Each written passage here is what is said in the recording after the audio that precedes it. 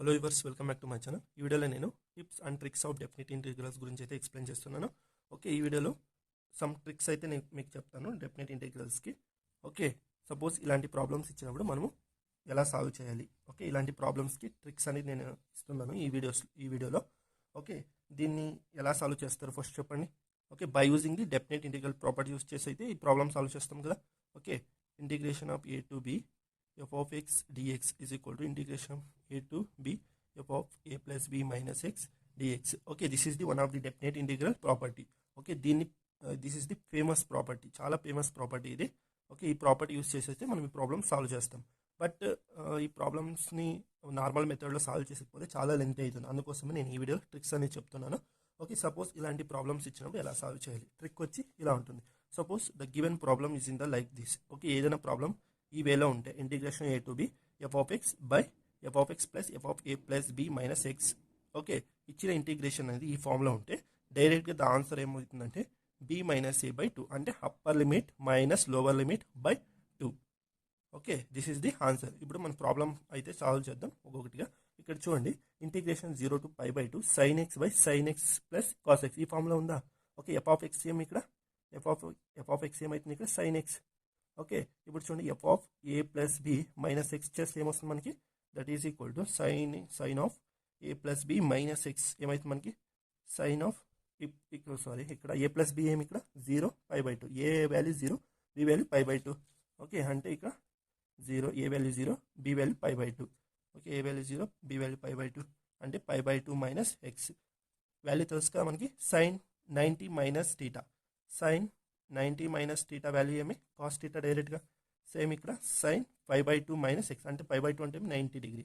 Okay, 90 minus x ఉంది అంటే cos X డైరెక్ట్గా.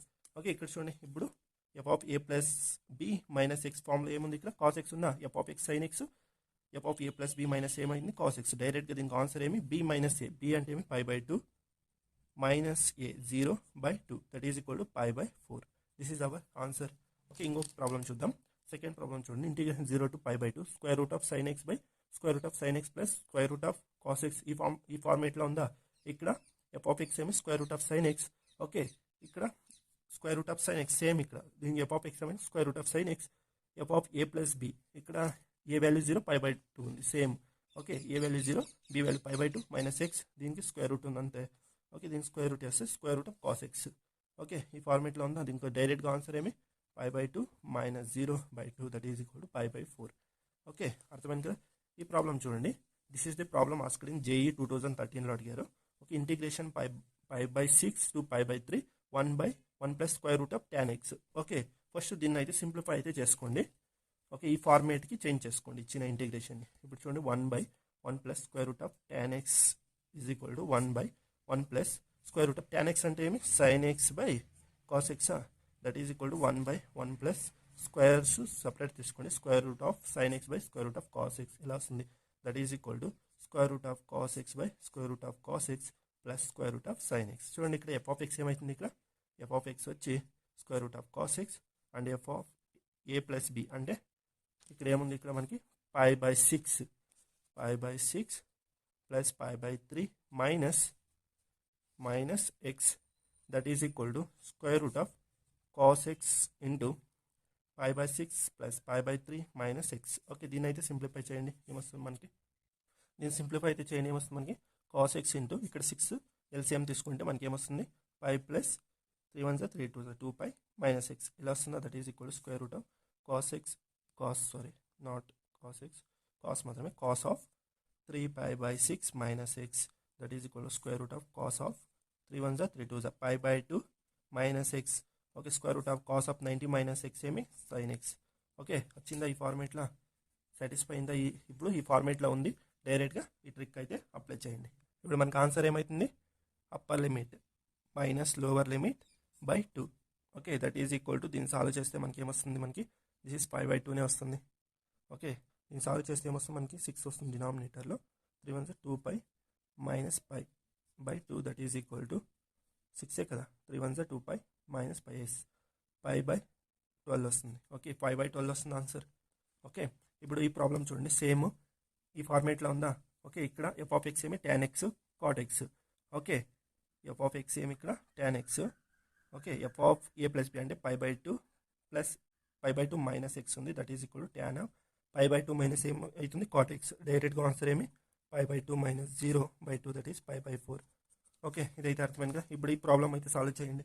Integration 0 to 4 log of x square by log of x square plus log of 36 minus 12x plus x square ఈ ఫార్మేట్లో అయితే ఉంది, same ఈ ఫార్మేట్లోనే ఉంది.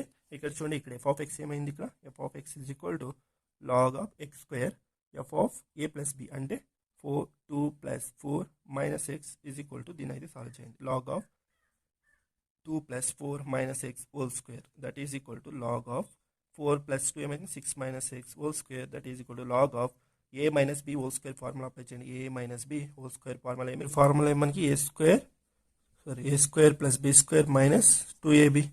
Okay, this is the formula తెలుసు మనకి.